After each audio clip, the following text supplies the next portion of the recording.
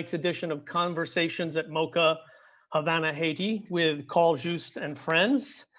This is going to be a very exciting program, and it is the crown jewel of our three-part series that is inspired and informed by the Art on the Plaza, Carl Juste, I Am a Man banner, photographic banner, which was created with support of the Miami Herald. In case you missed the first and second program, which digs deep into the collaboration and the history of how writers and photographers have collaborated to affect social change, they are currently available for viewing on our MOCA website and on the MOCA Nomi YouTube channel. Before I begin, I just want to share our appreciation for the museum supporters. MOCA North Miami exhibitions and programs are made possible with generous support from the North Miami Mayor and Council and the City of North Miami and the Miami-Dade County Department of Cultural Affairs. We also want to thank our Board of Trustees, our corporate and foundation partners, and our members. A heartfelt thank you for your meaningful support. Conversations at MOCA is made possible with support of membership contributions. If you are not a member, please consider joining tonight. Your donation will provide critical support for MOCA and allow us to continue serving our community. To join, click on the link which will appear in the chat, and we hope we can count on you for your support. Lastly, we have a very special offer to announce before we begin. Carl Juste has very generously offered a signed and embossed 11 by 14-inch photographic print from the Havana, Haiti project to the first person to purchase a Museum Plus membership this evening. That's a Museum Plus level membership. So you should head over to the mocanomi.org/MOCA members website. And the first person to purchase this print, first person to purchase the membership will receive this signed and embossed print. So I would like to now introduce tonight's moderator because there's a lot of ground to cover and don't want to take up too much of your time. Professor Andrea Queeley is a native of Berkeley, California. Andrea holds a PhD in cultural anthropology from the City University of New York's Graduate Center. She has a joint appointment at Florida International University's Department of Global and Sociocultural Studies and the African and African Diaspora Studies program. And she is also the author of the book, Rescuing Our Roots, the African Anglo-Caribbean Diaspora in Contemporary Cuba. So Professor Queeley will now introduce our amazing panelists. So let's bring her on and I'll come back on at the end to take your questions. Welcome. Great. Thank you, Kevin. Thanks for the invitation to moderate this amazing panel, and also thanks to MOCA for this great programming. It's such a great community institution. Really, Miami would not be the same without you folks. So the first panelist that I want to introduce is Carl Juste. So Juste was born in Haiti to a Cuban mother and Haitian father, which actually was news to me. I didn't realize that. So his family was forced to leave their homeland in 1965 for political reasons and eventually settled in Miami's Haitian community. Juste has been in service of the public for the last 30 plus years as a Miami Herald staff photographer. And in 1999, he co-founded Iris Photo Collective, IPC. IPC's members are photojournalists of color who document people of color's relationship to the world. In 2019, Juste opened the IPC art space in Little Haiti. He's currently producing a book and exhibit titled Havana, Haiti, Two Cultures, One Community, consisting of photographs and the texts that explore the bonds between Cuba and Haiti. All right. Is Carl gonna be introduced or your video gonna come on? There he is. Okay, so in case anybody does not know this man, which I'm sure there are very few people who don't, that is Carl Juste. Okay, so next up we have C.W. Griffin. So C.W. Griffin is a retired photojournalist who worked at the Miami Herald for 31 years. Griffin taught at the University of Miami for more than 10 years and is a recipient of numerous awards. While serving in the military, he was the first African-American photographer in the history of the military to be named Military Photographer of the Year for all branches of the military worldwide. His work has appeared in numerous books and magazines such as National Geographic, Smithsonian, and Time magazine. His work has also been a part of many major photography exhibits and galleries such as Brooklyn Museum of Art, the Coracon Gallery of Art, and the Historical Museum of Miami. Griffin is a member of the Pulitzer Prize winning team of Miami Herald staff members for community service coverage of Hurricane Andrew and a finalist with Carl Juste for Haitian election coverage 2006. All right. Okay, there we go. Yes, CW, there he is. Welcome. All right, next up we have Edwidge Dandicat. So Edwidge Dandicat is the author of several books, including Breath Ice Memory. I just had a flashback of when I first read that. I was on a plane, I think, going to Atlanta. Crick Crack, Farming of Bones, and Everything Inside. She's the editor of The Butterfly's Way, Voices from the Haitian Diaspora in the United States, and Haiti Noir and Haiti Noir 2. She has written 7 books for young adults and children: Anakoana, Behind the Mountains, 8 Days, The Last Mapao, Mama's Nightingale, My Mommy Medicine, and Untwine, as well as a travel narrative, After the Dance, A Walk Through Carnival in Jacmel. Edwidge is a 2019 MacArthur Fellow and winner of the 2018 Neustadt Prize for Literature, a 2-time winner of the Story Prize, a 2020 United States Artist Fellow, and winner of the 2020 Vilchik Prize for Literature. She is a member of the New York State Writers Hall of Fame and the American Academy of Arts and Letters. All right. And here's Edwidge, there she is. Somebody on the chat said, I love mommy medicine. Many fans out there. And last but not least, we have Fabiola Santiago, and she's the author and staff columnist at the Miami Herald, where she's been a writer and editor for 40 years. Talk about a community. She is a community institution in and of herself. Her widely read columns reflect on the issues and the people who shape Miami's unique multicultural community. Her novel, Reclaiming Paris, is set to the backdrop of Miami's Cuban culture and immigrant history. So there she is, Fabiola Santiago. So welcome, everyone. I'm so excited for this conversation and so excited for this exhibit. Go, Fabio. You have fans too out there. Go, Fabio, go. I know, what a great panel, exactly. So when Kevin asked me whether or not I wanted to moderate this panel, I was like, yes, of course, are you kidding? These are my favorite people. So I wanted to start off just by asking the question of the name of the exhibit and the genesis of this project. So I understand it's been decades in the making, perhaps like when it began with your parents coming together. But one of the things that struck me about the title is it's the city of Havana and the country of Haiti. Right. So I wanted to talk a little bit about that and just about how this came to be. All right. Well, thank you for having me, and thank you, MOCA, for hosting this wonderful conversation. All this could not come about without the help of the Knight Foundation, which I was a Art Challenge Grant winner that funded the project. It's an exhibition and a book project.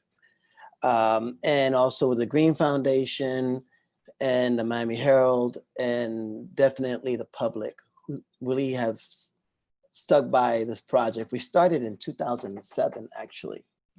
And it started because with a conversation I was having with the photo editor at the time at the Herald and the photo editor of the project, Luis Rios. And we were talking about similarities. I've been traveling to Cuba a lot on my own and for the Herald, and also to Haiti. And we're talking about these intersections between these two cultures and their impact they had on US history. So when I was thinking about it, I said, it's almost like in Miami, Haitians and Cubans are occupying the same space. So when I came up with, I was trying to think of, well, what would be a good name for the project? I thought about the same space that we share and the commonality that we share.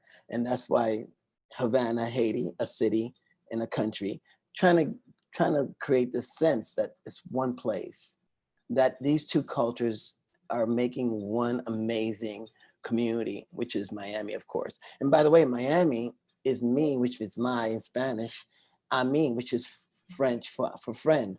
So it's my friend. So I don't believe in coincidences. I think somebody's working out there and put this in my head. And so when I thought of the title, I thought of two communities, two cultures in one community. And I think that's probably the breadth of the project. Mm-hmm, mm-hmm. And so for the rest of the panelists, what brought you to this project? Well, I mean, I can speak to the fact that I was at the Herald during that same time when Luis Rios was the editor, and Carl approached me with the idea of working on this project. So I've literally been here. I won't say day one, but I would say day one. I would say day one. You were this day one, yeah. Yeah, for a long time. Yeah, one of the things where I'm interested in is bridging the written narrative and the visual narrative, and giving those two different type of storytelling a mutual space which they can share. So the images in the book are what I did is I took a pairing, one picture from Haiti, one picture from Cuba, but specifically Havana, and sent it to several writers, and had writers write about what they saw in the images. And I had 14 themes, like joy, like identity, like freedom. And each pairing of images spoke to a specific theme. And I kind of trusted, I wanted the writers to be able to reflect their impressions of these two unique places, these two unique cultures, without having for me to say, this is what I want. I gave them a lot of freedom. Some writers wrote first person accounts. Some other writers wrote a poem. Some other writers wrote about a narrative. Another writer wrote about a historical narrative. And I'm trying to find different vantage points to look at these two amazing cultures. And the writers range from Cuban, Haitian, to American, to Haitian American, to Cuban American, to Black American, white American. I wanted as many voices in this chorus. So I want people to understand that we have more in common than we have in different.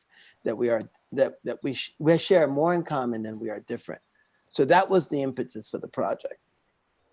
Mm-hmm. What about you, Edwidge and Fabiola? What is this? Because it also strikes me as it's a passion project, right? There's so much passion. There's so much. So the images are so vivid. The language is so vivid. So what is it that got you into this passion project? And CW, I'm gonna come back to you because you just said that you were here from the beginning. You didn't say why it is that what the buy-in was. Well, Edwidge, you want to go first? And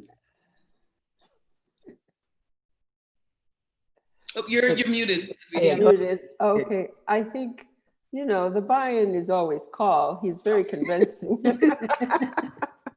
when he asks. So are you, Edwidge.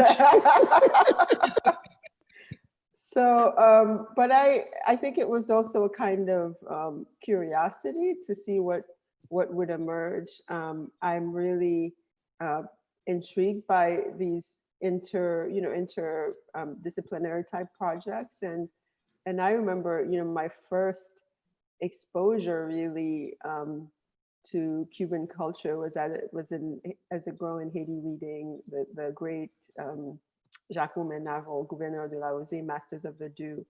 And it's a story in which Manuel, the main character, comes back from Cuba, from working in the sugarcane in Cuba, and he becomes a community leader and tries to transform his community. So there was this was, I think, set in the 40s, and so there was this kind of image of Cuba, and everything Manuel was saying about Cuba, he was sort of saying, this is us, these are our people, and I was always intrigued by that, and I felt like that was the point from which, when I was seeing these very different images that Carl had, that was sort of the point in which I was entering this commonality, this common ancestral memory, which was great to see also projected in just certain moments in the present and the images. So that was the second buy-in for me, aside from Carl's persuasive powers. You're funny, Edwidge. What Edwidge does not admit, though, she called me up and said, Carl, you know that picture you have of that guy in the red mask? Well, you know, I have a magazine was interested. I'm writing a piece and I want to write about it. I said, okay. I said, when do you need it? 2 days, 2 or 3 days. You know, when Edwidge asks when Edwidge asks someone to do something, she is more convincing than I am, because she has this eloquent way of putting you at peace with the chaos, which, you know, you're going to have to deal with because the deadlines are tight, right, Edwidge? I mean, Yeah. you know, she said, I need it like in 2 or 3 days, please. She didn't even have to beg. You know, whatever Edwidge wish, it becomes my command. So it's been a very mutual, I would say a very mutual relationship. Yes, absolutely, absolutely.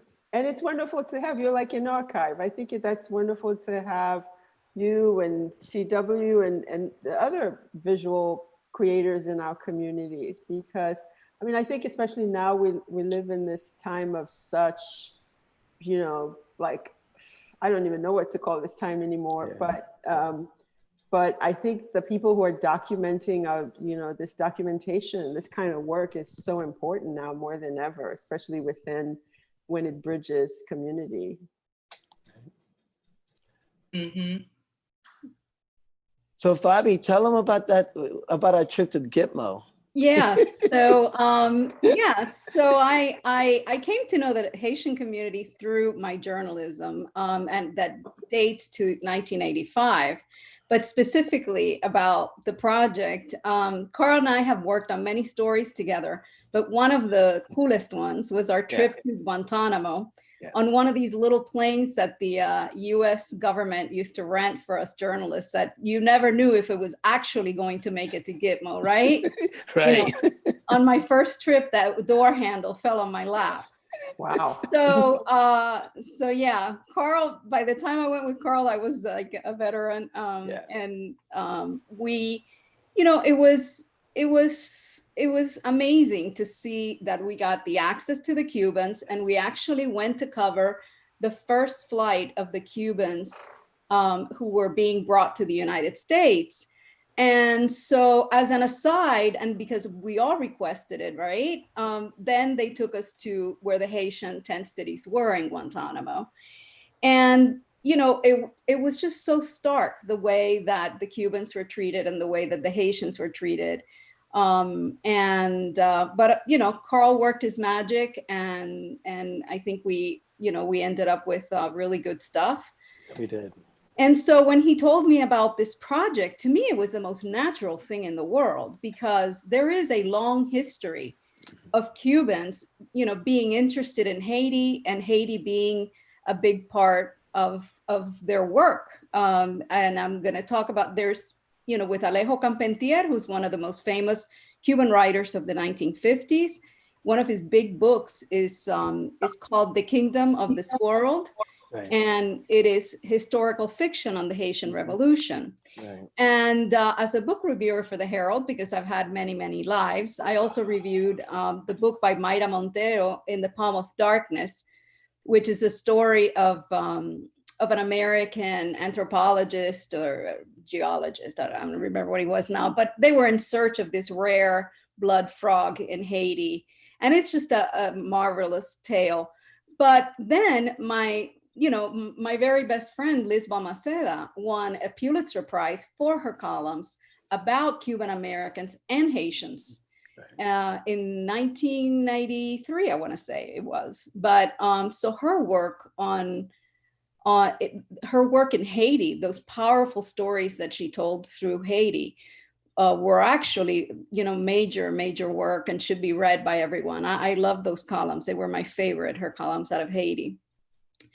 And so, you know, myself, I've covered, Haitian community stories since the 80s. In 1985, I covered this very tragic story of a vessel that was on its way here, and the people smugglers began to, when it started, it was very crowded, and the people smugglers began to throw people overboard. And I persuaded the immigration director to let me interview the survivors of the trip. And that's when, when I really felt it in my bones, right? I felt Haiti in my bones, talking to those women who were so, in Spanish, we have this word called noble, which is not noble in English. It's tender. No, it's more like tender, right? And the way they told their stories was very poignant, yet very in very short sentences, without drama, right? Like, the Cubans tell their stories. You see me talking with my hands, and they were just like telling, you could just tell they were in such grief. And so I tried my best to do the story. Obviously, I was doing it through a translator, which is not the real thing. But that story got them released from Chrome. And so I felt that I could make a difference, right? And so I got to know a lot of the community activists, Madeleine Bastien and Jean Juste, and just many of those people who were key in community forming in the 80s. And so anyway, I could go on talking, but the most important thing happened, actually, I think, that finally, made Haiti sort of really part of my being, was that I picked up a breath, eyes, and memory, of course. And the first line I read, I still have it here, was Edwidge Dandicat was born in Haiti in 1969. And so I left Cuba in 1969, and just that once, from that sentence to the end of the book, to the last line of that book, spoke to me like nothing else before. And so, the connection is there. I think that, so when Carl says to me that he's doing this, all I had to say was, bravo, let's do it.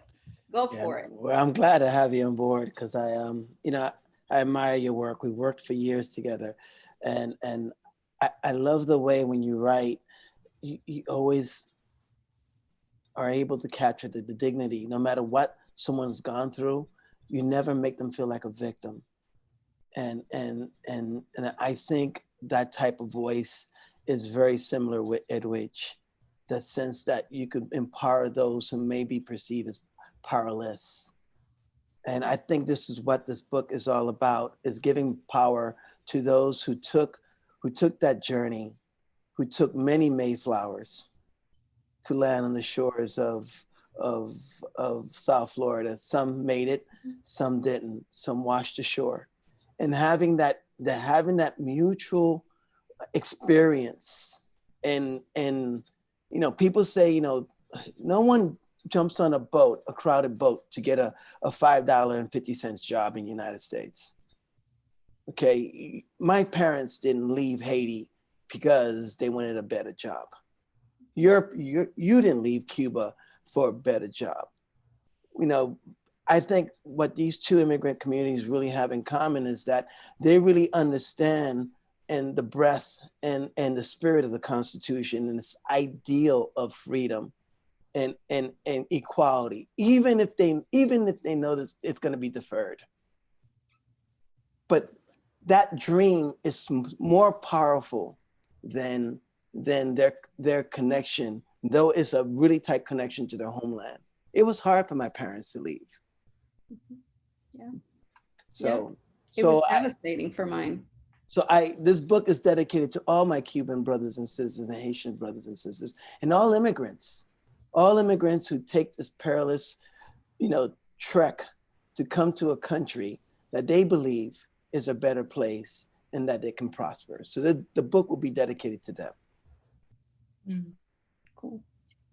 So I have a follow-up question to that, but I wanted to give CW an opportunity to jump in and share what is the passion that brought you to this project? Oh boy, passion that actually led me to this particular project extends all the way back to my days as a college student learning photography.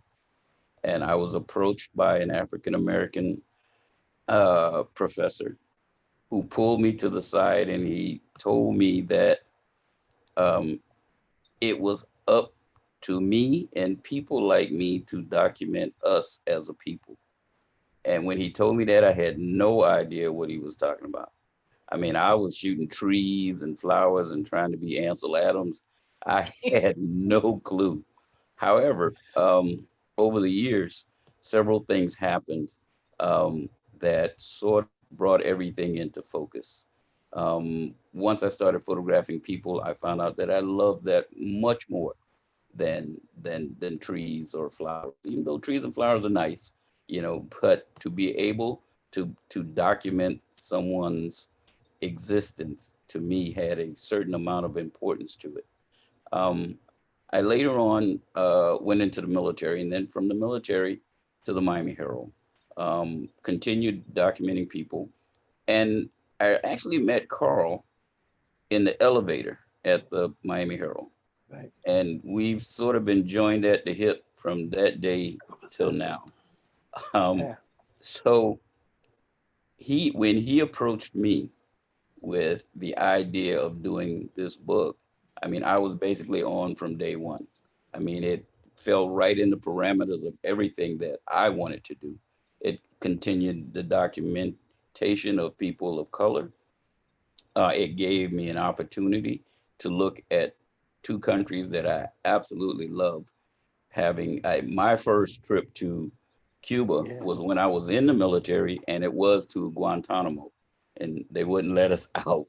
Um, Later, having visited, what I call the real Cuba, I mean, I would go back in an instant. And my travels into Haiti, I would say the most important thing for me was when I look back at the history of my travels, the one thing that made me fall in love with the country was when I was at the inauguration of Madame Trujillo, when she became the first woman in the interim president, of Haiti.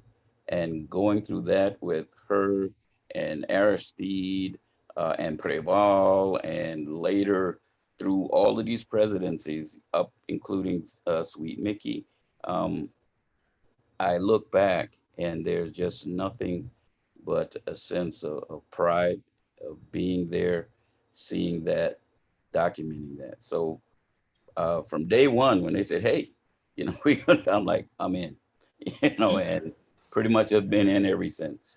Yeah. Mhm.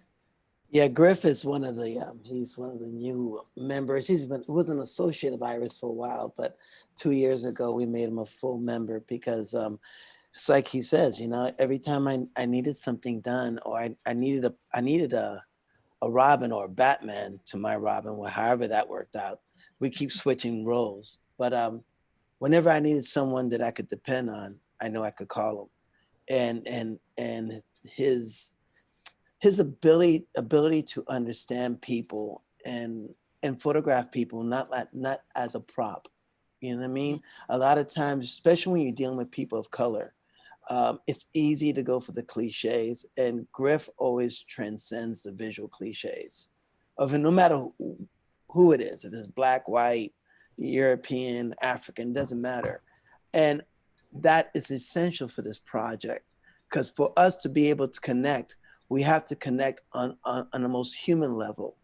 And through prose and to the visual language, it has to be, if you don't see yourself in the words, if you don't see yourself in the picture, then I have failed. That is the criteria, which everything that I do for this book, that's the criteria that I hold. Everyone should be able to see themselves. Their story somewhere in this book will be included. Mm. And so if we speak to this issue of what is the ties that bind, right? Because obviously the relationship between Haiti and Cuba has been, 300 years in the making, if not longer. Right. And it's tremendously complex. And one of the things that kind of has come up thus far in a conversation is the kind of collective trauma of Haitians and Cubans and the experiences of trauma. And so I'm wondering how it is that you all have captured that, and both visually and in writing, and what that means in terms of the relationship between people from these two spaces, particularly together in Miami. We have a video that speaks directly to that. Can we cue the first video up, Alex, please? Okay, cool. Thank you.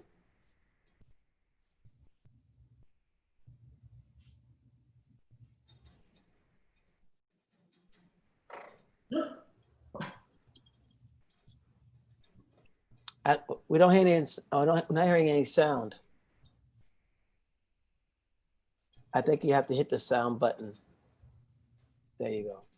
Give us 1 second. Well, as he's doing this, I kind of explain. So, well, yeah, I forgot your question. Well, here it comes.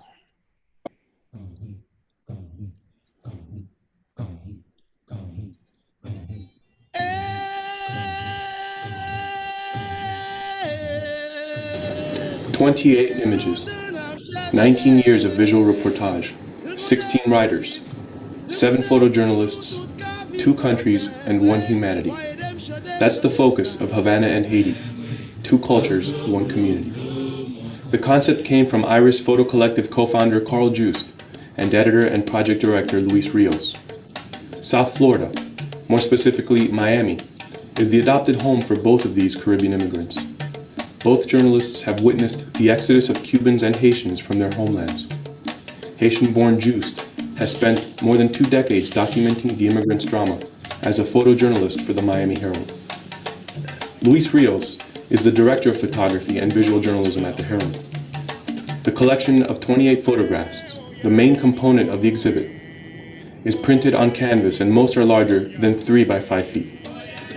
The book consists of the principal collection plus additional photography from the 7 contributing photojournalists. The photographers are Iris Photo Collective members Carl Juste, Andre Chung, and Pablo Martinez Monsivais. Miami Herald photographers Clarence W. Griffin, Maurice Kahn-Band, and Charles Traynor Jr. and national photographer Jeffrey Salter are also featured. Havana and Haiti, 2 cultures, 1 community, will be accompanied by a feature book, which contains an introduction and 17 essays from recognized contributing editors and writers who include Pulitzer Prize-winning columnist Leonard Pitts of the Miami Herald, critically acclaimed Haitian author Edwidge Dandicat, and national award-winning Herald columnist Ana Menendez, along with several distinguished and award-winning writers. 1 country is frozen in time, crumbling under the self-inflicted scourge of a socialist philosophy. After 50 years of this nightmare, it finds itself a dictatorship without a dictator. Its people have seen their will wringed from their being. The other, a country slave to a perpetually failing government and non-existent social and healthcare systems, is the poorest nation in the Western Hemisphere. Its future vanishes every day as it endures one of the highest infant mortality rates in the world. The similar hope for salvation shared by Cuba and Haiti lies across a thin expanse of water. Havana and Haiti, 2 cultures, 1 community, by Iris Photo Collective, is an intimate look at the similarities in these 2 people's lives and the oftentimes stark differences. Their common bond extends beyond leaving their countries and arriving on the shores of their adopted home. 2 distinct peoples, Cubans and Haitians, come together through art and photography in this exhibit. The interpretive work of the photojournalists captures the simplicity of everyday life for these 2 dynamic cultures. The photographs are displayed in pairs, 1 from Haiti and 1 from Havana, to enhance the central theme of each individual image. The overt differences begin with the warm, open-arm welcome for 1 people and the cold-shouldered denial of the other. Leonard Pitts writes, "Man in the mirror is a Cuban waiting in American custody at Guantanamo Bay for transportation to Miami. His eyes are not on you, but slightly up and away, as if searching some inner vista for the shape of his future. There is, what now in his eyes? Impatience mingled with resignation, You drift from that to the mud and muck of the encampment where he lives, while he waits, and it gives context to the irresolution of those eyes, of this man stuck at the way station to what he can only hope will be a better life. There is no context in Mask. There are only eyes surrounded on all sides by vivid red. It could be a woman in a burqa. It could be a terrorist at a training camp. It is a young man in a t-shirt. He has swaddled his head in a shirt because he is afraid to have his face known. All detainees at Guantanamo are not created equal after all. And where the Cuban faces the uncertainty of freedom in the United States, this Haitian faces a certainty of reprisal or even death if he gives a camera his face, because Haitians don't go to freedom, they go back to Haiti. The collective narratives weave through this project in both written and visual languages, each telling its own story through the power of the pen and integrity of the camera. Finding the common ground where both Cubans and Haitians can stand is the goal of Havana and Haiti. Iris's mission is to create a new context to explore and document the relationship of people of color to the world free of the dominant culture, while examining this relationship in our own voices and preserving the principles of journalism. It is in this mission we have created the historic project Havana and Haiti, two cultures, one community. We hope to bring together what many have chosen to tear apart. So this is in 2007. Of course, it's been updated. We'll have a second video later on to show. But there's more people who are more contributors to this project, and it's been a while. It's been a long while. But this road is filled with these wonderful travelers with me, and I'm glad to bring Fabiola along. I think we're gonna have interesting conversations. And by the way, Fabiola, I'm going tomorrow to get your prints made because I don't want the wrath of Fabi on me for the next year and a half. So I'm gonna get that done soon. So that'll be in your hands as a way of saying thank you. Thank you for your work, Fabi. Thank you for all of y'all. Welcome. Should they know that this is a joke because you took a photo of me in Guantanamo when I was delighted to be on a Cuban beach and then didn't give it to me for like what, years? I had to hound you. Yeah, you had to hound me. That's okay. I apologize. I don't want that wrath. I'm going to avoid it this time. All right. See you soon. So Edwidge, were you going to speak?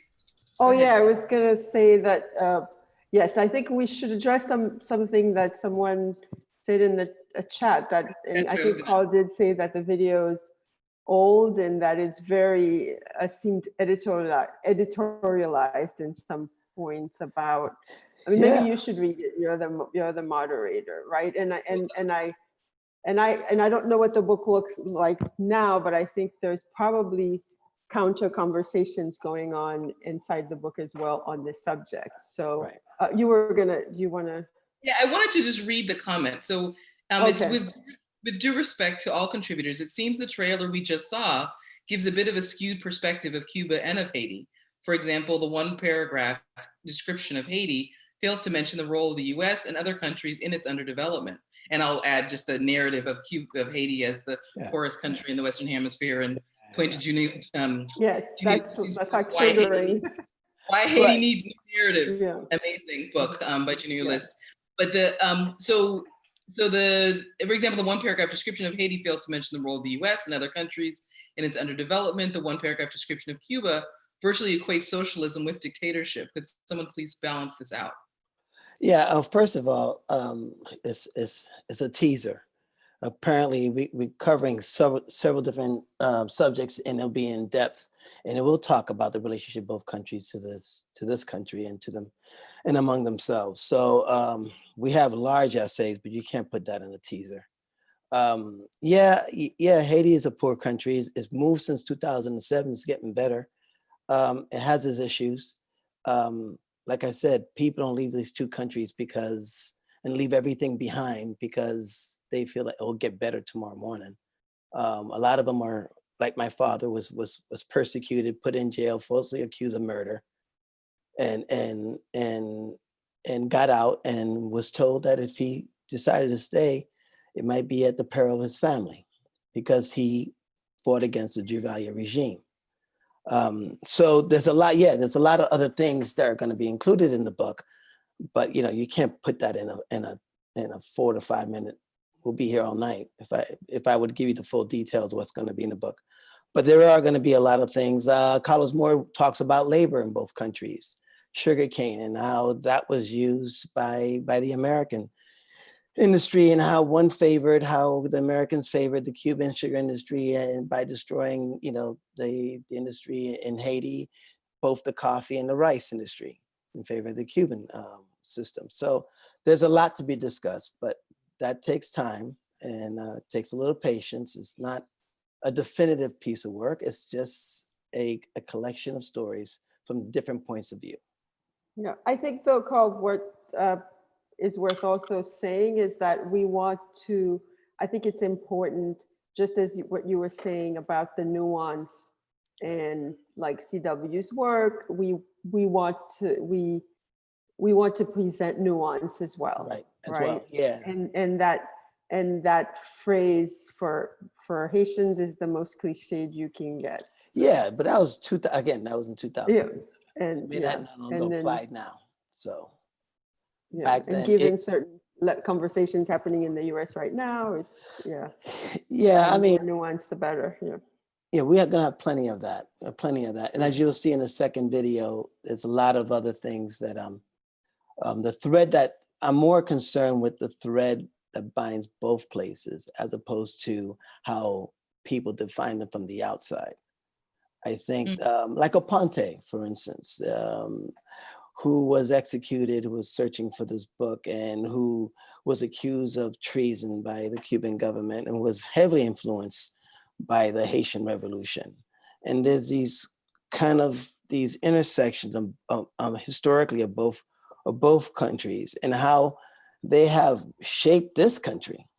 How they have, the Haitians died in the revolution, fought in the revolution in Savannah, Georgia, during American Revolution. And the idea of really being the first country to liberate themselves, where slaves liberated in the world, to liberate themselves in 1804, that is an enormous contribution to the world. So there's a lot of, like I said, there's a lot of things we need to talk about. Yeah, we could get stuck up in that one phrase, but the fact is that 2007, Haiti was still in dire straits. And it was still, it had its issues that we need to address. But there's also a beautiful side of Haiti that will be revealed in the book also.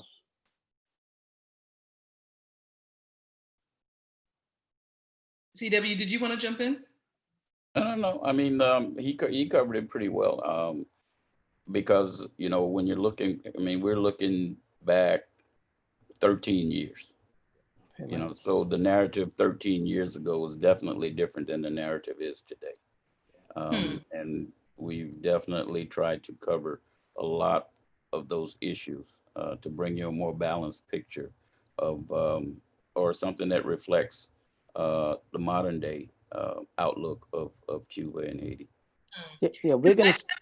That narrative actually continues to be very much present, And so I think that one of the potentials and the power of this project is to really, as you all were saying, present this kind of alternative narrative. And I wanted to pick up something that Carl said, is that how, in, maybe all of you can speak to this, is how it is that the perspective of Haitians and Cubans enters into this work.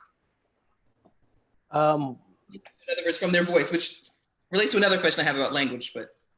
Well, Carlos Moore, who was a Cuban intellectual, he talks about the role of Black identity in both countries, and also the role of labor. We have reporters people who wrote firsthand. Damaris Okanye talked about firsthand about religious persecution, and because she was, I think, Jehovah's Witness, and they came banging on her door, and she came during the boat lift. So again, we cover Haiti and Cuba from the 80s all the way till now. And And that narrative is going to go through peaks and valleys and plateau.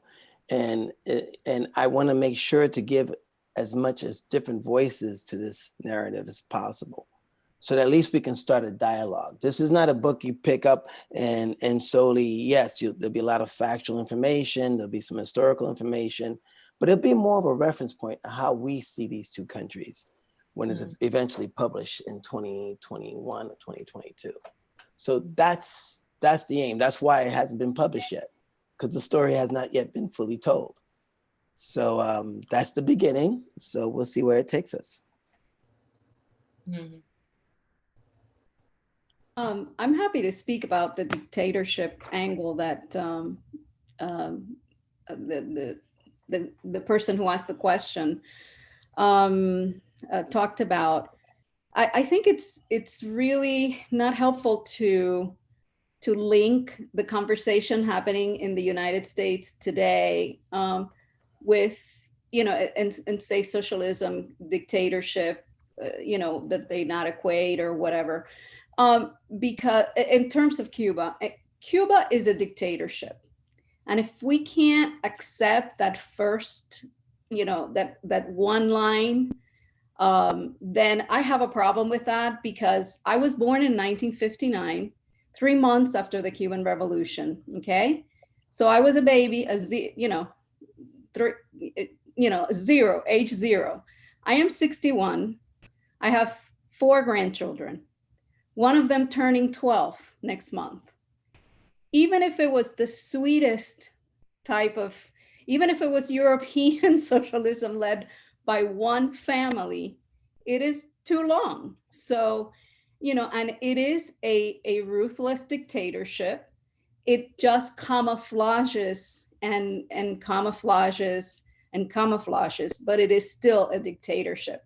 And I think that the divisions among us began when people can't even get to that point, right? Which is based on fact. Right. I mean, we have to have these conversations. It's not about to me saying what people want to hear. It's about speaking truth and speaking everyone's personal truth. A lot of these stories are firsthand or well researched, and I'm hoping that when you go through this book and you look at the images, again, the most important thing is you see yourself. You don't necessarily see communism versus Duvalier or versus dictatorship, poor or rich. You see yourself, the people, and you see the people, and you get to understand that when someone calls a country a shithole, that they don't know what the hell they're talking about. They have no idea. If that's your takeaway, when you go to Cuba, when you go to Haiti, if your takeaway is just suffering, yes, there's plenty of it. But if that's your takeaway, I think you missed the boat when it comes to these both countries. Because these two countries, the people are still there, they're still living, they're still creating, they're still wishing, and they're still hoping for the luxuries that we have here. And I hope, I'm looking forward to the day that Haiti and Cuba can be stable enough that that we can really consider each other Caribbean neighbors and embrace that relationship. That's my hope. Mm-hmm. Let me ask you this though, Carl. You don't think that Cubans and Haitians consider themselves to be Caribbean neighbors? I'm surprised you say that. Yeah, it depends who you ask. I think Haitians think they're Caribbean, but you could find a lot of Cubans may not consider themselves Caribbean. Mm-hmm. They may not. And how we see, I can't tell someone what identity they attach to. People look at me, I am Black, but I'm the darkest one in my family. My mother looks like Fabiola. But I identify with Black because that's the community that accepted me. But the same token, when I came to Miami, the Cuban community was the community that accepted me too. You understand? My father spoke fluent Spanish. My mother spoke fluent Spanish. my father, who is one of the, I guess, founders of Little Haiti, who coined the word Little Haiti, one of the leaders of Little Haiti, really wanted to model Haitian success and the success that Cubans had. He told me that himself, with his own mouth. He said, you know, he said, if we're going to be successful, we have to get education, and we have to get politically involved, and we have to be good citizens.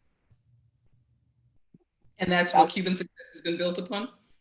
Some of it, yeah. Most of it, I would think so. I would think so. Most of it, the ones I've met, yeah. I'm sure that in every community, there's an element. You know, there's any immigrant community, there's an element of things that might not be of ideal. But the Cubans that I know of, the Cubans that are in my life, they worked hard. I mean, my first car that I have was my friend George Gonzalez. He said, here, you could have my car. I'll sell it for you for $400. It was a Chevy Monza, because I was walking from my house to UM, walking about 15 miles each way. A Cuban, but he understood what that meant to him. He saw himself in me. Mm-hmm. So I can't speak to other people's experience, but I could speak to my experience.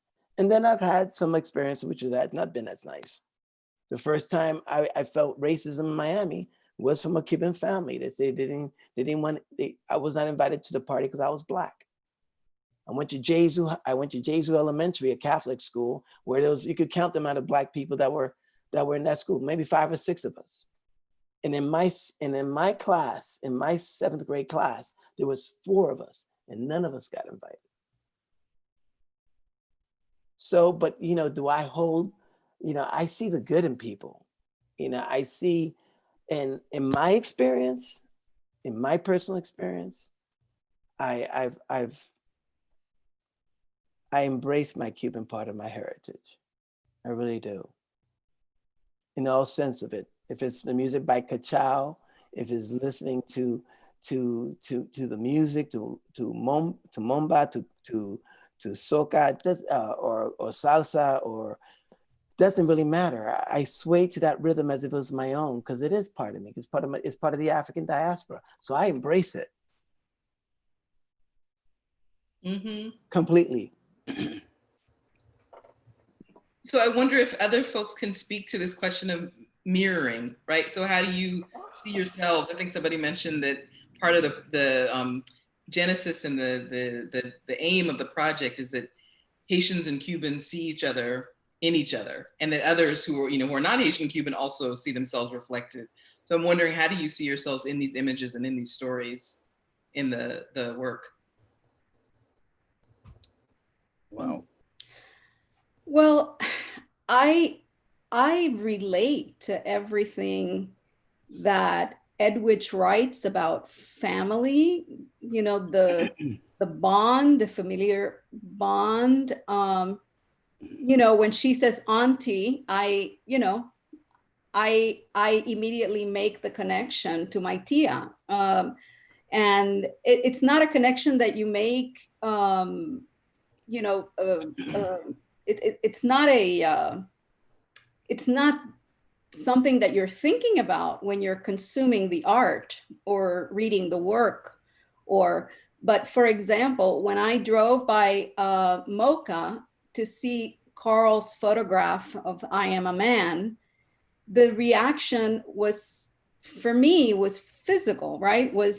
It just entered me in a very weird way of like, I felt all kinds of things. Of course, tremendous pride for Carl, but at the same time, that stunning image in these times in which we do need to talk about race, we do need to, you know, affirm that we have a race problem in Miami, as well as, you know, as celebrate our similarities.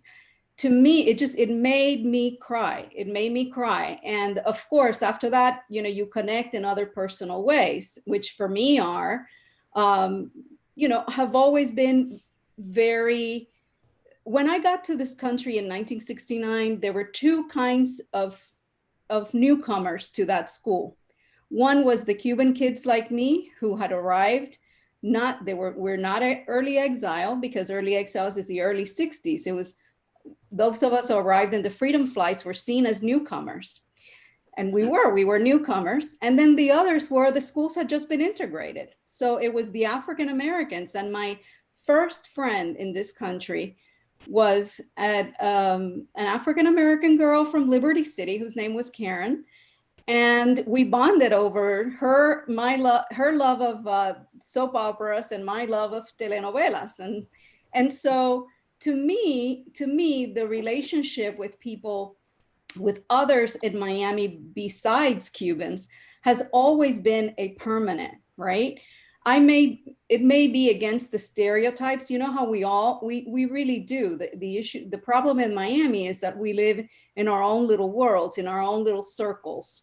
And perhaps the language also defines that. But people like me have always been a sort of a bridge, right? Because our interests are beyond our own.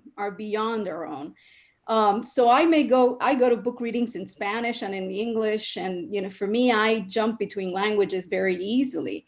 And what I found with the Haitian community was a kinship in the powerful, sense of family, the fact that they were fleeing a regime, the baby Doc Duvalier originally. And just things that are the culture, for me, I love driving through Little Haiti on Flag Day, right? It fills me with joy to see people celebrating their flag. It's something as simple as that. And I've mentored a Haitian writer at the paper. And I didn't say I'm going to mentor a Haitian writer at the paper. It was just something that just flowed, right? It was a chemistry that for me was the most normal thing to do. And it became, and I learned, I felt that I was the recipient of also on the recipient end, because I learned so much from that relationship. And I know that, again, like I said, Jacqueline Charles, who's an amazing writer and reporter and covers Haiti, has been covering Haiti for many, many years, has also done a lot of teaching and a lot of, in this community, because her pieces, are educating the rest of us, right, about what's going on in Haiti, and have been consistently groundbreaking. So, and the photographs basically just, we've seen amazing photographs out of Haiti run in the Miami Herald. And so I think we're linked through common information. The paper has also been a link, because the paper has been the provider of the information. We have not relented on Haiti or Cuba coverage. So I think that we have played an important role in bridging those communities. And by the way, when I was the managing editor of El Nuevo Herald, the Spanish language paper, I would get calls from Haitians asking me for coverage because they also read in Spanish. They knew Spanish. So a lot of Haitians do speak Spanish. And so we're more together than meets the eye, right? And so to me, I think the story is a good one, and it's a hopeful one. It's just that what we sometimes see out there is so disheartening, right? What we experience sometimes personally, or that we see play out right now in social media. The racism is absolutely deplorable and unacceptable from certain members of this community. My community, I should say. It's tough. I mean, it's not like you go to Haiti and Griffin and I, we make beautiful images, but the reality sometimes can be really stark and in your face. And it takes courage to make those kind of images and make it in a way where it has context. is not just about being the poorest, country in the Western Hemisphere. It's not solely that. If you only define it by that, then you're gonna lose, because there's so much more Haiti. We did coffee stories, we did forest stories, we did women in business stories, we did stories on young girls and empowerment and identity stories. I mean, the gamut.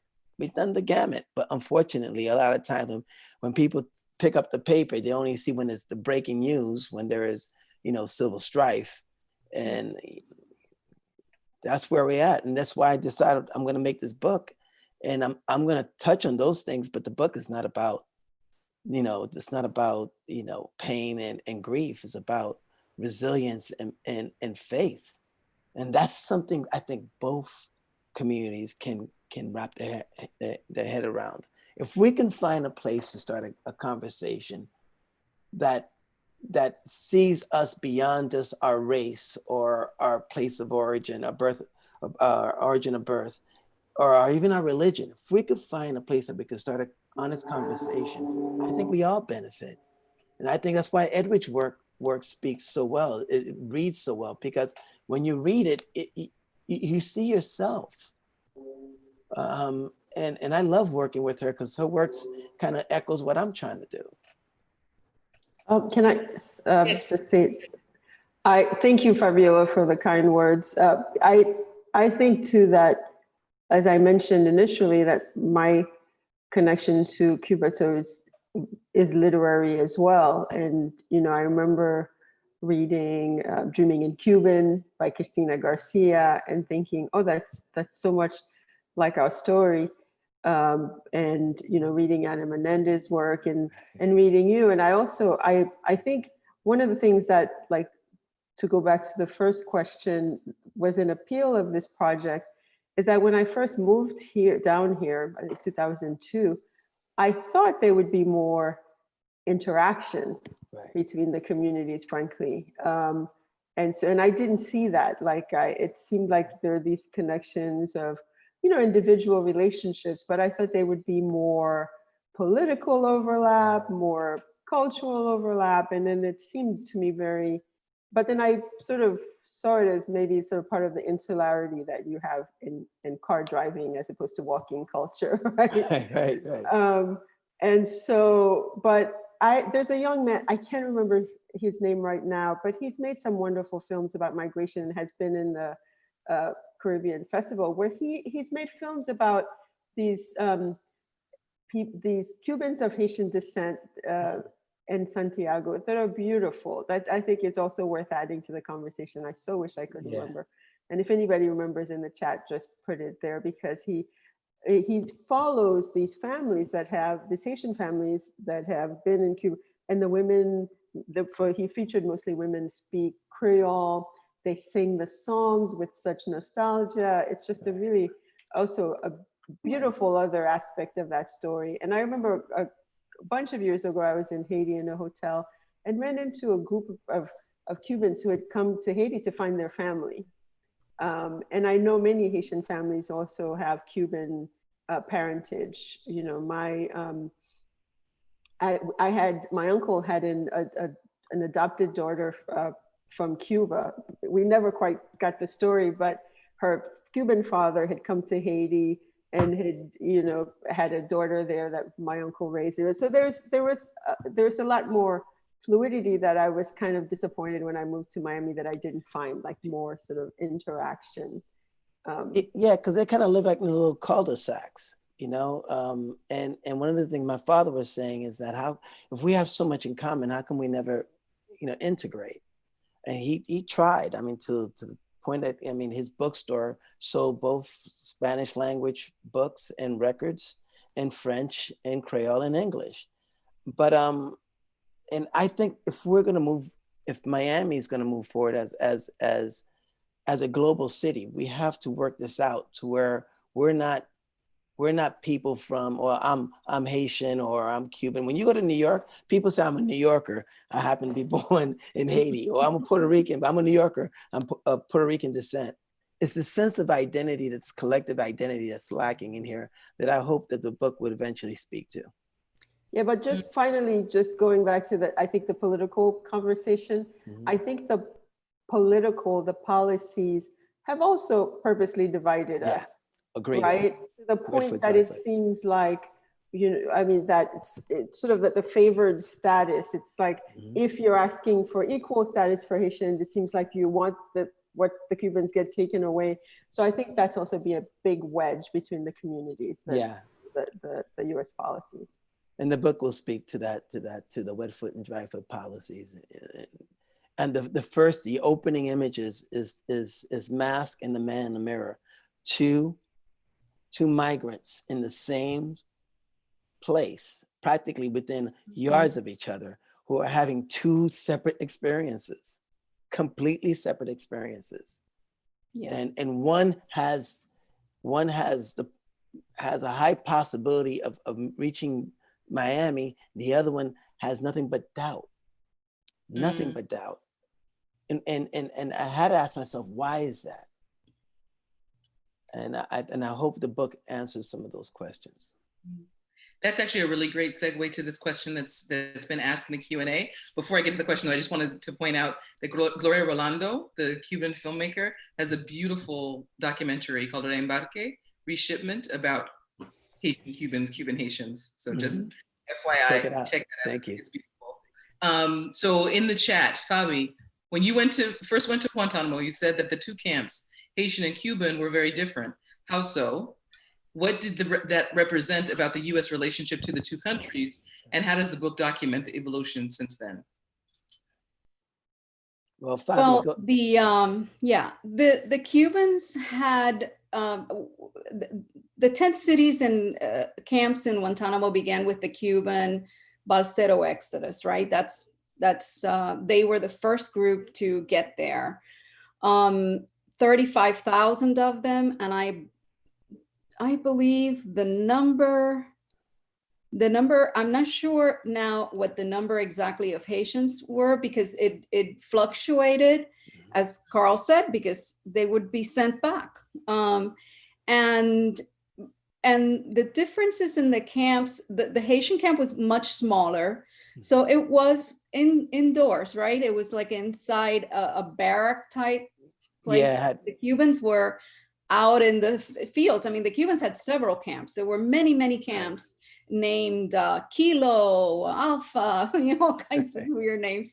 And so it was 35,000 people in those camps, and not a single one left until that one day when Carl and I went there to cover the first flight out. But I had been there in 94. When I went in 94, it was very barren and it was horrible. But the Cubans by 95, 9 months later, because it was 9 months later, they had already turned those tent cities into like literally cities, right? Mm-hmm. They had a mayor. They had built furniture out of the boxes of food. They even had an art exhibition with all the art that they were making out of melted spoons, and it was really like a little city, whereas the Haitian camp seemed more temporary, more and it was better sheltered because it was not out in the sun and like the Cuban camp, but that was the sadness of it, that it wasn't that way because they weren't staying there long enough, right? Nope, how sad is that, right? That if you stayed long enough, the Cubans who stayed long enough were rewarded, with passage to the United States, and the Haitian camp was a revolving door, right? And without access to counsel. Right. Yes, without access to counsel. Well, I mean, I want to be very clear. The immigration policy to both countries is based on favoritism, and I think mostly on race. I mean, that's not, you can't dispute that. Okay, yeah. You can't dispute it. Okay, so I don't want nobody coming and walking away to think that that the policies that a African American has to deal with the daily grind and daily pressures of being a Black man in the United States it has not somehow cross over to the Florida Straits and to Haiti and Cuba. Well, you know, that policy was definitely race based. So that we can all agree on. Now, as we move forward, you know, I go to these camps, and you could see. You go to the Cuban camps, and they're singing, and there's music, and there's these conversations, and there was this sense that, okay, we're here, we're going to make the best of it. And you go to Haitian camp, and there was a sense of fear, the sense of dread, because they knew they were not going to have an opportunity. They had at one point they were processing Haitians at Gitmo. So if by chance, if 1 or 2 or 3 or 4 or 10 were allowed to come to the United States, 100 would be on a Coast Guard cutter being repatriated back to Haiti. So that reality was very heavy. It had a sense of gravity to it that kind of didn't allow the voices of the Haitians to sing and be joyous, because they really understood that they were fighting an uphill battle. And I want people to understand that. So it starts with that, and we move forward. And go ahead. And also I want to say about the access, because I think it's important that, you know, the military was giving us access to the Cubans, right, whereas the Haitians were not allowed to spend a ton of time there with them. So how can you tell people stories when you're not given access to them? And so that was frustrating. And in fact, the reason we were taken there was because we insisted on going there. We wanted to see the Haitian refugees. Right. And it became, you know, we talked to other people, other media who was with us also, you know, we all started with, can we see the Haitians? Can we see the Haitians? And so they picked, I think, you know, they gave us like a tour, and then they picked a representative to speak for them, but they didn't let us interview them. No. So that's how you kill a story, right? Yep. It's so powerful because, so part of Gloria Rolando's film, you know, with many people don't know this, but there are, you know, hundreds of thousands of Haitians who in the up through the 40s really migrated to Cuba for work, right? And we're actually going back and forth. Mm-hmm. And so, and in the 30s and 40s, were deported rather violently, right? And driven back to Haiti, in part for the, you know, issues of race and wanting to prevent the blackening of the country of Cuba, right? And so the idea that though the children of those people were then experiencing these, you know, same kind of conditions in Guantanamo is remarkable. So I wanted to just pivot a little bit to this question. I see it's by Monique Moas, one of my former students. Hey, Monique. Let's see, greetings everyone, thank you. Does the work involve capturing traditional spiritual practices in Haiti and Havana, Cuba, to again promote dialogue about the lives of the people told by the people? Yes. Les Stone, who's been covering Les Griff has some stuff. Jeffrey Salter has some stuff on the religious practices in Haiti. We have some religious practices in Cuba. Hopefully we could update it, take one more trip back, but you know, COVID. We went back in 2018. We only had like 4 days. But yes, we are covering some of the religious practices and the various different pilgrimages that are in Haiti. It's just beautiful. It's just like, you look at this stuff and you're like, oh man, this is the traditions that date back to the motherland. And how, you know, I tell people all the time, if you ever want to go to Africa, you can't afford the flight back to the continent itself, go to Haiti, because there's traditions that are so well preserved there. And they need to be guarded and they need to be recorded. Because, I'm sorry? Is it the same is true for Cuba? Yeah, so same for Cuba. They both need to be recorded and guarded, because you know, there's this fear of indigenous faith the faith is based on earth and based on customs. And you know, you go to Haiti and you see all these missionaries, and they're wreaking havoc in Haiti. And that's a shame, because again, you know, we have to value those traditions, and we have to write about them. We have to record them. We have to make sure that we can speak truth, our narrative. Mm-hmm. CW, you've been quiet over there. Want to jump in? You know, I'm you know, on that particular topic, it's one of the areas where I do see a lot of interparticipation, you know, here in Miami. Those religious groups do get together and support each other because of the realization that they all come from a parent religion. The names may be pronounced a little bit differently, but that they are the same. So here, when I do go and I cover these different events, it's not unusual to see a Cuban contingency there or a Brazilian contingency there. You know, because I mean, the realization is, me personally, when somebody tells me they're Haitian or Cuban or Brazilian, first thing that goes through my mind is, hey, you could be my cousin. You know, I mean, I'm looking at, hey, the boat took off and one boat went this way and the other boat went that way, but hey, you know, we may be related, you know. So in that religious community, especially in the indigenous religious community, they do still share a lot of the practices, you know, amongst each other. And the instruments, the food. I mean, I could go on forever. It's, you know, my mother, when she left Cuba, my grandfather used to go to Santiago, to Oriente, back and forth. He used to trade, and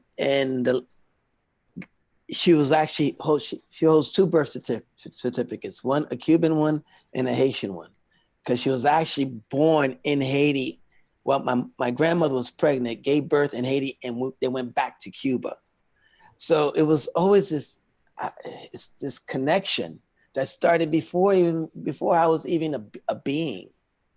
And I wish they were here to see this. I really do. And Edwidge and Fabiola, everybody up there knows my parents. And I think they would be very proud. Yep. Yes, they'd be proud of you, yes. Yep. We're all proud of you. Yeah. So I do have another, what was the issue of religion? I have another question about language. Mm-hmm. And obviously the book is in English, I'm assuming. Right? It'll be in English, hopefully in Creole, Spanish, and French. Oh, excellent. Okay, so there are plans to have it. That's the idea, yeah. That's the idea.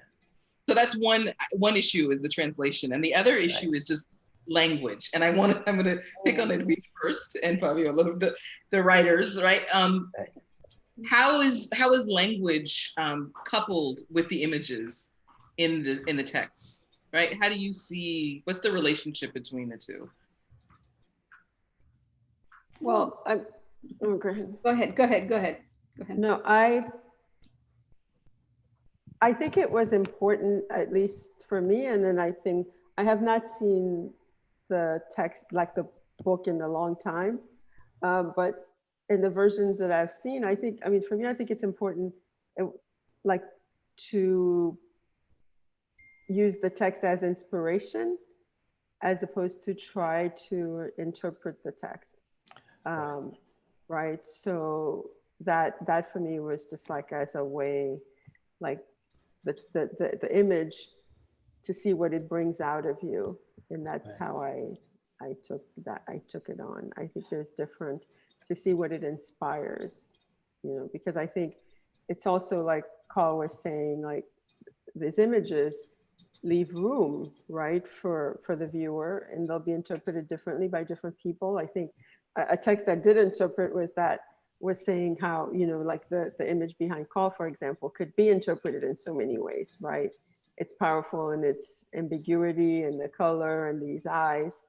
But I wanted to just see what that inspired, and I think everybody will take on that their task very differently. Yeah, one of the things I asked Edwidge to do is to write. She wrote a beautiful piece. I paired her with Ana Menendez, and I had Ana Menendez write about Haiti and had her write about Cuba. And when you put them side by side, it's wonderful to see the Haitians speak about Cuba in a way that's very similar the way the Cuban speaks about Haiti, this sense of respect and revere for both cultures. So that was one of the contributions that I think that Edwidge brought to the project. But go ahead, Fabi. Sorry, I didn't mean to interject. Oh no, I was gonna say that again, I think that the use of the language is a point of connection in our cultures, because the same way that one of the things that I love, for example, about Edwidge books is when she writes something in Creole.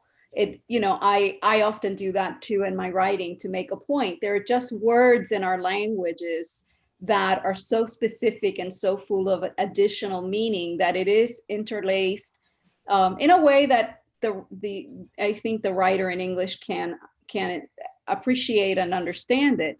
But for us, those words have something meaning that is very special, and we want to convey it. So I think that's one of the ways in which we're also similar, is through the fact that we can, when we see each other and we talk to people, we descend into Spanglish or or whatever version you have of that in Creole. Oh, we have it. Creolingish, but I wanted to say something about the points of connection. That's why museums are so important, and that's why books and books in this town is so important, because those are settings, just like the churches, right, where people come together and where people can experience each other's cultures. And I can tell you that one of the highlights, but really almost the highlight of my book launch at Books and Books was when I looked out at the crowd, and back there I saw standing Edwidge Dandicat and Jacqueline Charles. It was, just to me, it was like an honor to have her there.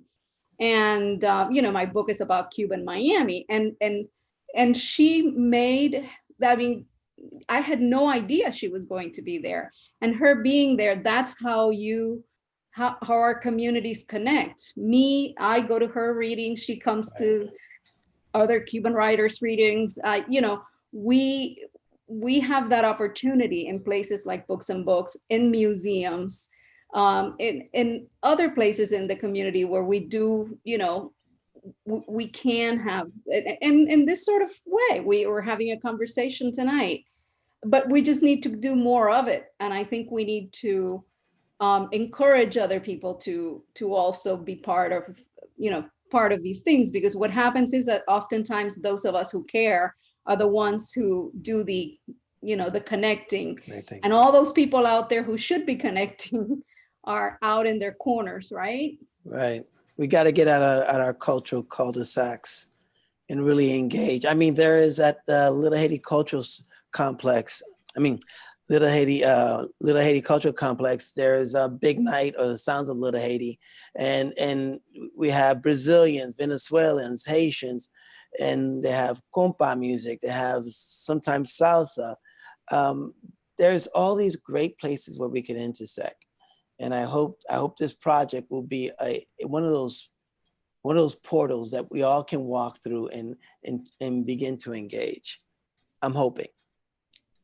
It's not done yet. We're still working on it. But I'm hoping. Absolutely. So we just have a few minutes. I'm wondering if there are any final words, thoughts that you all have that you want to share? Burning desires? No. Griff, I'll ask Griff a question. Griff, remember when we went to go cover the elections? Remember we're at the Montana, which is a very swanky hotel in Haiti. And we had made a decision because we heard that some of the downtown residents were making their way up the hill. And remember, I remember specifically, man, I want to see if you felt the same way, that when the people were at the gate and they were pushing the gate and Desmond Tutu said, "Let them in." Mm. Remember that? Can you finish that for us, Griff? Oh, wow. I remember, when we were covering that day, you were downstairs and I was upstairs. Upstairs, right. And I managed to get above Desmond Tutu. So there's a photo of Desmond, holding his hands out, trying to, calm the crowd. Right. But at that particular point, there was no calming of that crowd because they had already made up their mind that they were coming in. The good thing about it was they did come in. They eventually opened the gate, and everybody did come in. And even the UN soldiers that were there with guns, just put their guns down to their sides and let everybody in to release the tension, that was in the crowd. And I believe you were over by the pool and there were people jumping in the pool and right, that was making phone calls by lounging. Right. I mean, these young kids never been in the pool. It was a pretty amazing day. But it was that type of tension where everybody understood what was happening, what was going to go on, and as a result, no damage. No one was injured. No, there were no resistance after that point. After everyone was allowed to come in, not the type of thing that we would typically see here. Yeah. When that type of mob moves in and takes over, quarters. But it was definitely a beautiful thing to witness, in Haiti, that of course no one was injured. And they didn't tear up the hotel, Not one plate broke. The pool got kind of dirty. The pool, right. Only thing they did was drain the pool, repaint the pool, and put in some fresh water. That's about it. Oh, what a beautiful and powerful note to an image to end on. But I do, and actually, let's end on this quote from Carl Juste that Roy Wallace put in the chat. We have to get out of the cultural cul-de-sac.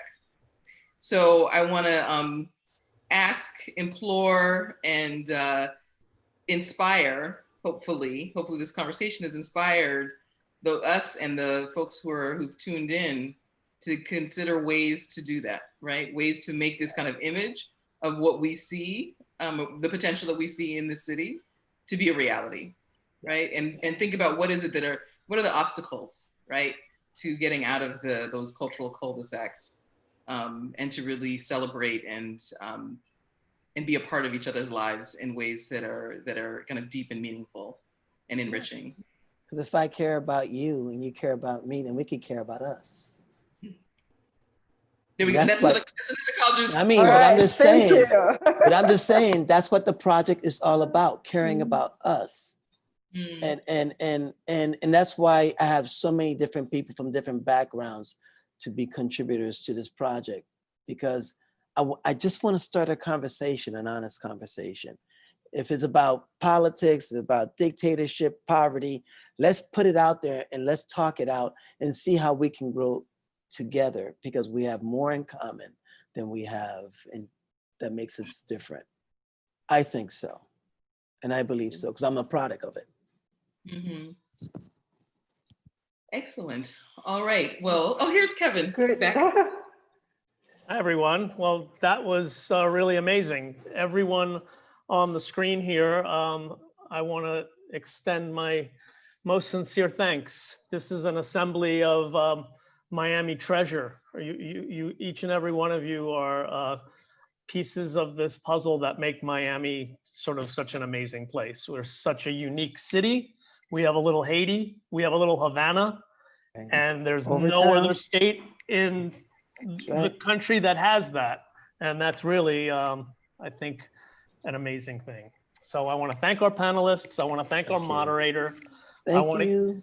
I want to give a couple of shout outs just before we close. I want to thank the MOCA staff, Alex Garcia on the back end, Adriana Martinez, and I want to say hello and shout out Dudley Alexis, who is MOCA's Director of Communication, who everyone will meet at some point. And we've been answering questions throughout the evening, so I don't know if we're really going to open up the floor. It's just been great to see all the people out there asking questions, and it sort of brings us to the end. I want to just remind everyone that we'll be doing another one of these programs on October 21st, and that will be conversations at MOCA with Autumn Casey and Kelly Breeze, two Miami artists who are doing great things here. Please check our website, support the museum, support the arts, support the writers in Miami, support the educators, the photographers. Check our website, follow us on social media. And again, merci, muchas gracias. Thanks to everyone, and we'll see you all next time. Thank you, everyone. Thank you, Good night, Edwidge. Thank everybody. you, Good Fabi. Thank night. Bye, Griff. Fabiola. Bye, Thank- lovely. Thank Bye, Professor. everyone. Bye, Andrea. Thank you. Bye. Bye, Andrea. Bye. Good night. Good night.